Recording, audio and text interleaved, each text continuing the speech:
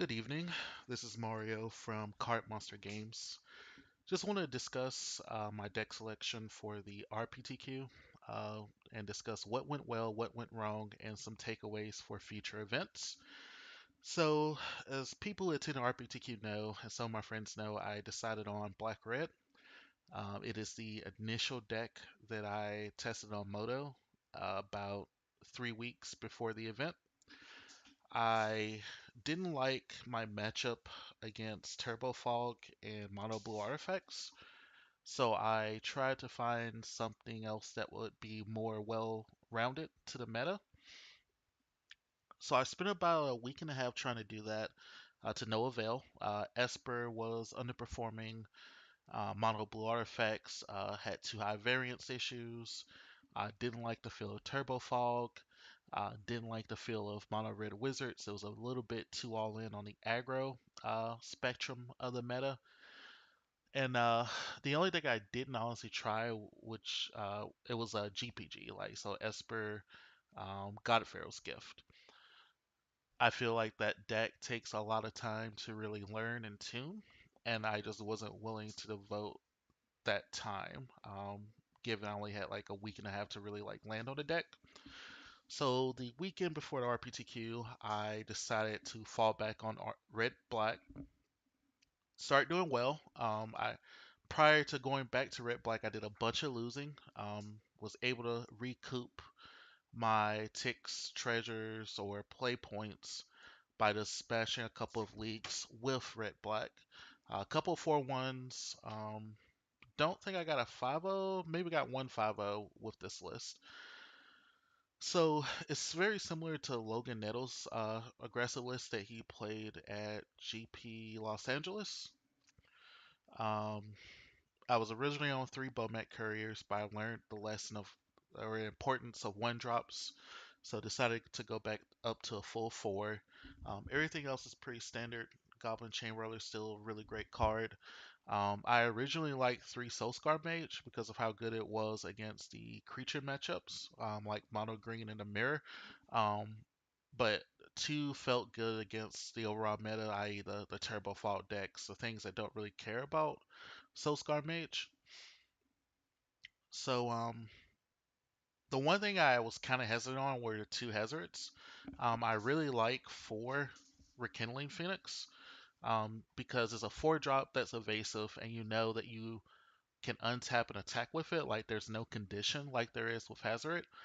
But playing against Red Black on Moto, it really felt like Hazard was very good in the mirror and can shut the window on matches where Mono Green gets too fast of a start. So I was like, fine, I'll play the Hazard. Um, Even though Rekindling Phoenix is really good against Blue Black due to flying, that matchup feels really good regardless. So I felt that cutting 2 Phoenix for the 2 Hazards was perfectly fine. So to kind of go to sideboard choices, before I do that, I'm just going to show what I typically do over the past couple of months in regards to preparing my sideboard. This is known as a fishbone chart. You pretty much put your problem at the head of the fish. My problem was playing red black aggro and losing with it. How do I lose when I play red black aggro? Okay, so kind of like the fins here are the decks that typically cause me not to go 5-0 or not cause me to go 4-1. And then I list off some of the cards that were a problem or why I lost and what type of spin it had on the game. So, for example, against Green X Stumpy, turn 2 3 drop, or even a turn 3 3 drop without the right removal can be an issue. The decks that still play Blossom Defense, it can be a problem because you really need your spot removal to get rid of the 4 toughness creatures that you really can't interact with, except for flyers. And they come down so much earlier than your flyers that it really puts you in a hard situation to race. Especially if Ronus comes into play and starts giving things trample, it's very, very hard to race when they have a Ronus active. So we go to blue black mid range, which I think was one of my best matchups. On Moto, I was 9-0 against it.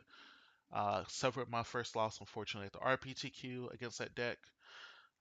Torrential Gear Hulk really isn't that big of an issue unless it targets the Frastus Contempt. Then it could be a bit problematic. The removal just buys time. They're just really leaning on that in order to resolve Scarab God or Liliana on a very empty board. Either of these two cards can take away, like, help turn a corner and take away the game. Um, Most games, it feels like if they don't draw Scarab God, it's a very easy win. So closer to this middle section here, like the biggest problem is Scarab God. Control, Torrential, Teferi, Search for Scanner, all things that kind of give them card advantage and help them out when the two opponent people are going through the draw go phase of the matchup. Red Black Aggro, the Mirror, Glorybringer is a huge tempo swing. Rekilling Phoenix is hard to kill if you waste your removal on earlier threats. And Hazard is hard to kill and hard to race. Same thing with Wizards.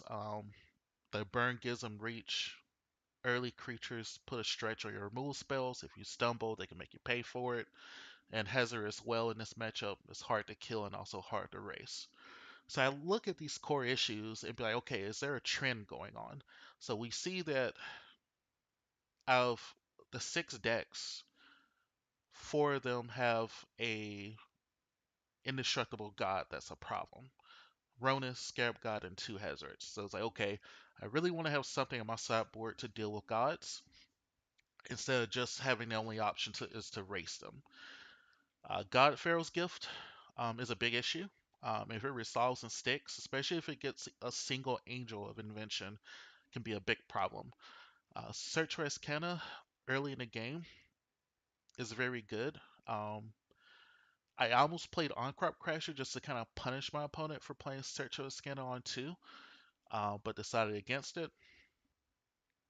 Just late game, paying 4 mana to get the one card out of your top 4 is really good when, as a red black player, I'm just living off the top of my deck, hoping I can get there. So we see some of the things I have problems with. So it's like, okay, how does my sideboard resolve these problems? Okay, so one of the primary issues were gods. So Our Glory was a very good option. Um, doesn't really interrupt our Black Splash. We bring it in instead of the third unlicensed disintegration. Very good way to get rid of the god issue. For decks like Turbo Fog, um, Control, Blue Black Midrange, where it kind of feels like they just have one card that really gets them there. Lost Legacy is very good.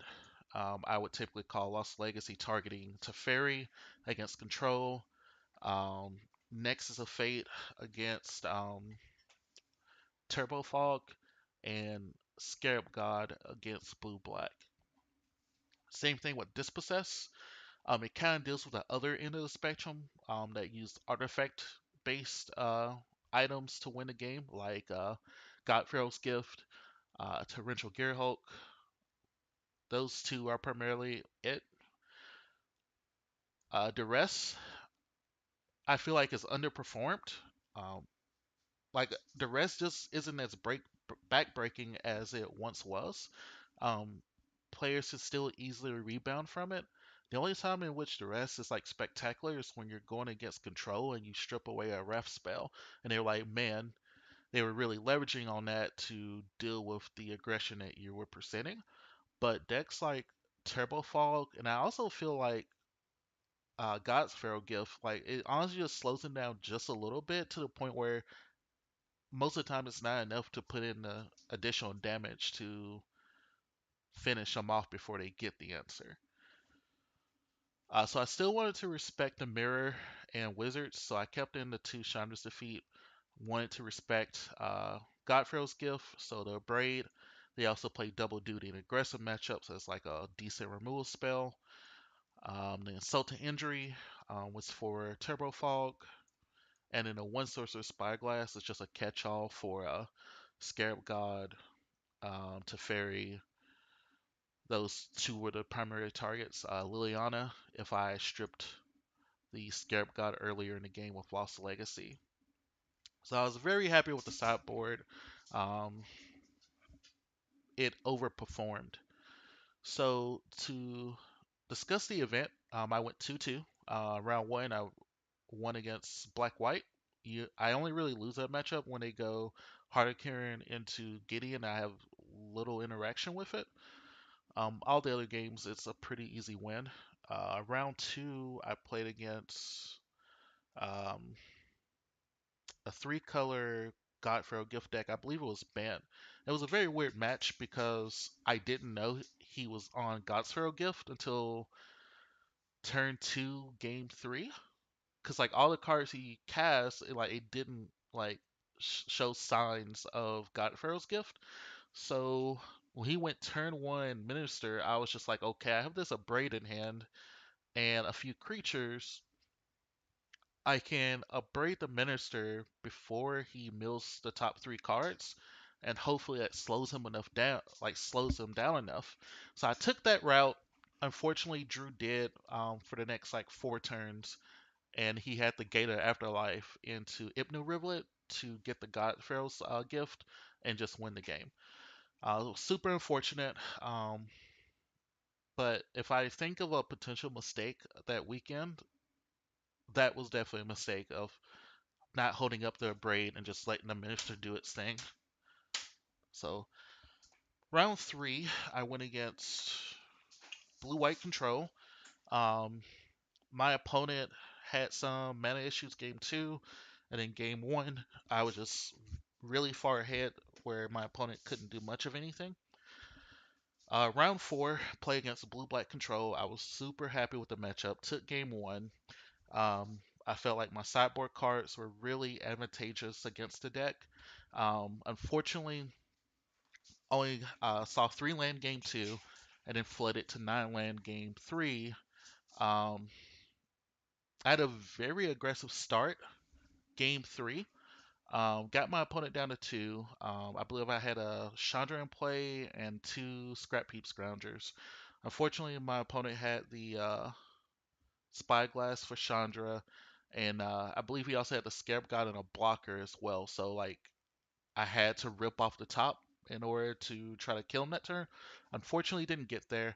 I knew things were going downhill when my opponent was at like 8 life. I had Scrap Heap, I had Chandra, I had plus Chandra for the first time, and it revealed a Hour of Glory. I was just like, if it could be any other card besides Hour of Glory, I would feel really good with the way things are going. And obviously, Scarab God, untap, I had that one additional turn to try to win, and then after that, it was just a wrap. So it was a fortunate sequence of events. I felt like the deck was ready. I was ready. The sideboard was fantastic, but just unfortunately, it wasn't my day. And a good bit of that's my fault that a break play on the minister. I talked to a Godfrey gift player after the round. He was like, "Yeah, I would have held up the braid for Godfrey's gift." And I'm like, "Okay, that's fair." My logic behind it is I didn't know he was on the Gate of Afterlife, so I braided a minister so he doesn't like mill six cards into a Godfrey gift and then use 4 mana for the refurbish seemed really good. I wanted him to have things like the 2 mana draw two cards discard spell, like things that wouldn't really fill up his graveyard much and also wouldn't let him see that much off the top of his library. um, but other than that, it was a good time. I enjoyed playing this deck. I'll probably play it some more in order to try to get more treasure chests and play points, and probably some more Moxus points as well, so I can do the Moxus event. Yeah, I'm at 28, so pretty far off from doing a monthly event, but maybe I'll grind a little bit. Well, I appreciate you watching this video. If you have any questions, feel free to message me on Facebook, and I hope you have a great day.